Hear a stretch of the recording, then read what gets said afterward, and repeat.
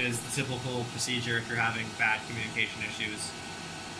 Closing down the software during normal operation and opening it back up, you should have no issues. You can see that you can close it and open it rather quickly, and there's no issues going on where it all initializes okay. The PTS software from yesterday is not the case. That one takes more time to close and more time to open. If you close it and open it really quickly, you will get communication issues. This software is much more much quicker, and so you don't see those same issues.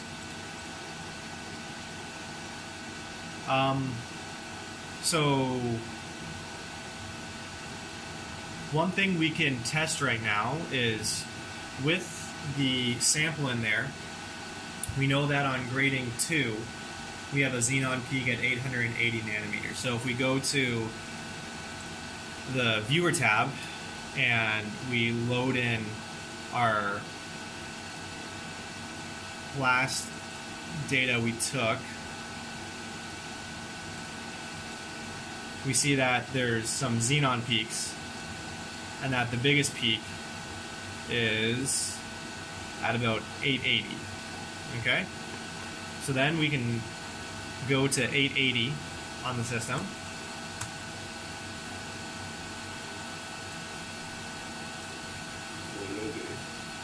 So what happens here is it says set position requested exceeds motor bounds.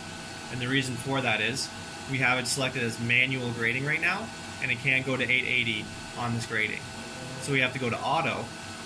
Now we hit enter, and now it's moving to 880. And it's going to change the grading and then the wavelength. So then we'll clear this error, and we see the bar is blue now. It says it's moving to 880. On this acquisition tab, we have this bar over here. And so this bar gives you the signal level. And so 10 volts is the maximum that the system can handle. So what we'll see is it's moving to the proper wavelength.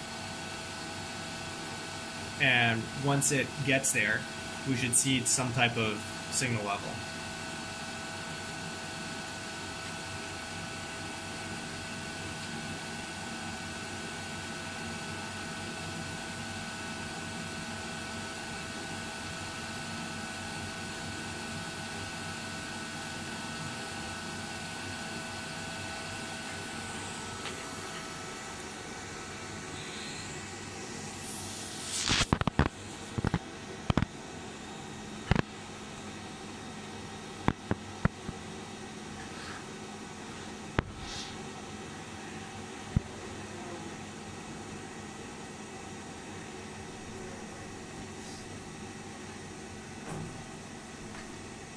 ¿Se mueve ahí o en el...?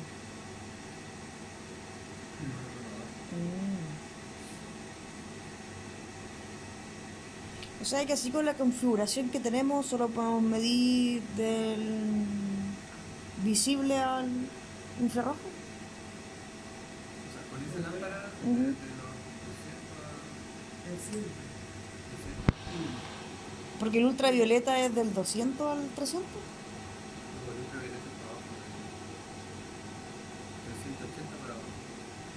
O sea, recién tendríamos señal entonces del 380 hacia arriba. O sea, la lámpara igual está. No, el corte es 250 para arriba. So right now we're at 880 nanometers, and we saw from our previous scans that that's where the maximum signal level was.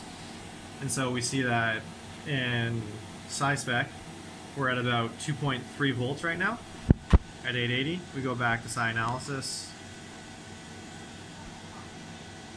We're a little bit higher. Or do we still have the...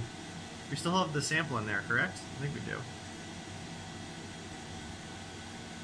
Either way, what you can do now is you can change the slit width to see how the signal level is changing.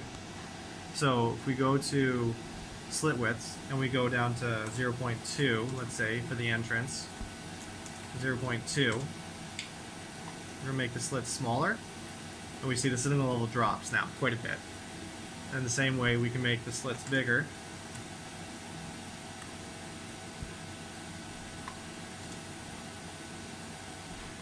And now we're saturating it. So on grading 2 at 880, the system is very sensitive. It's very easy to saturate the systems. Now I drop down. Whereas now if we go to, let's say, grading 3, if we go out to like 1600 nanometers, so it's got to change gradings again, going to grading 3 now, and then it's going to go to the wavelength. We'll see that the signal level is a lot lower, so we can actually make the slits much wider. So grading 3, you can make the slits wider, get more light, and get better signal to noise. But on grading 2, it's very easy to saturate the system at that peak wavelength, because that's where the system is most sensitive.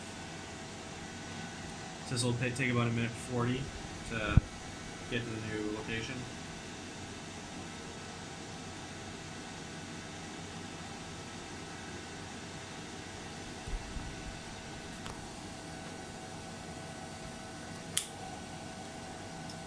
Did you get my email with the user manuals? I sent you an email with the user manuals. Can you put them on the USB stick?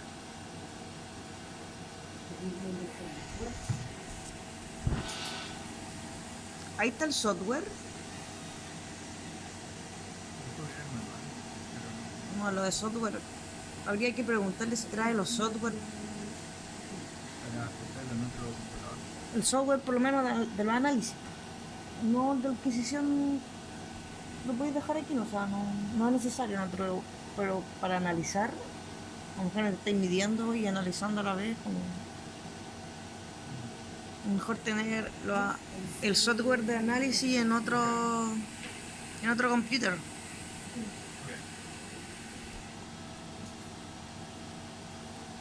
Okay, so now we're at the wavelength. If we go back to this acquisition tab, we see that the signal level is fluctuating more because this is the PBS detector, it's not as steady. So do you want to switch the time constant to 1 second on the lock-in? Yep. So now we see the signal level is much more steady. So there is a big difference between using 1 second and 100 milliseconds on this PBS detector. At the same time, we could change this to be 3 seconds, and this guy is not oscillating at 300 milliseconds. So this would also make it more steady, but this is a live viewer of the signal here.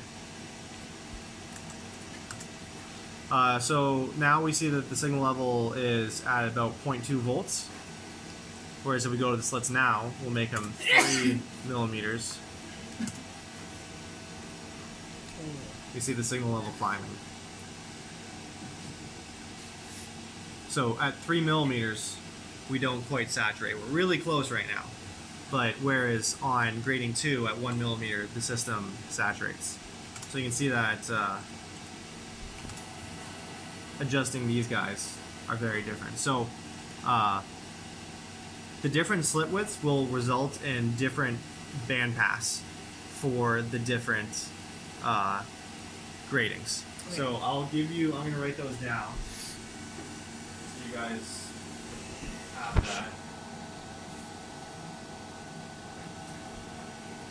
With this system, grading 1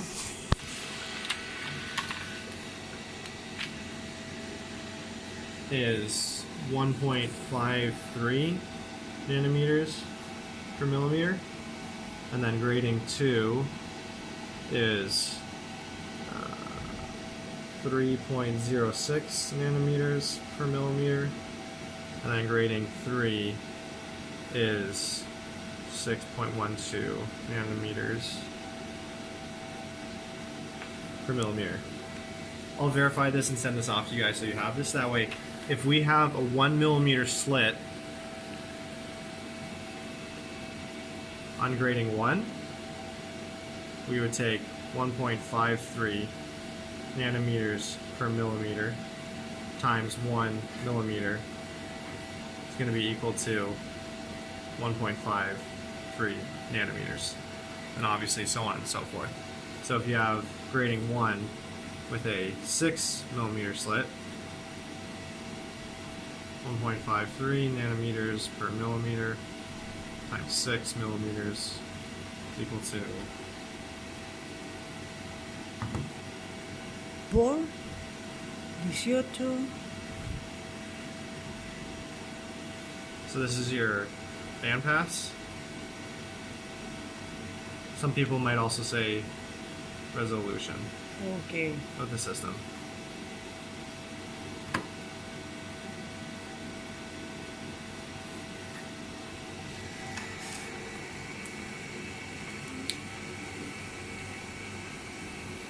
So that number should be displayed here as the band pass, but it's not being displayed right now, so I need to talk to our software guys to see why this version is not having the band pass displayed.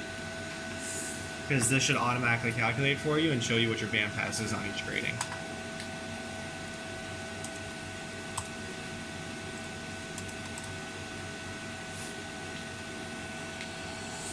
Okay, any questions?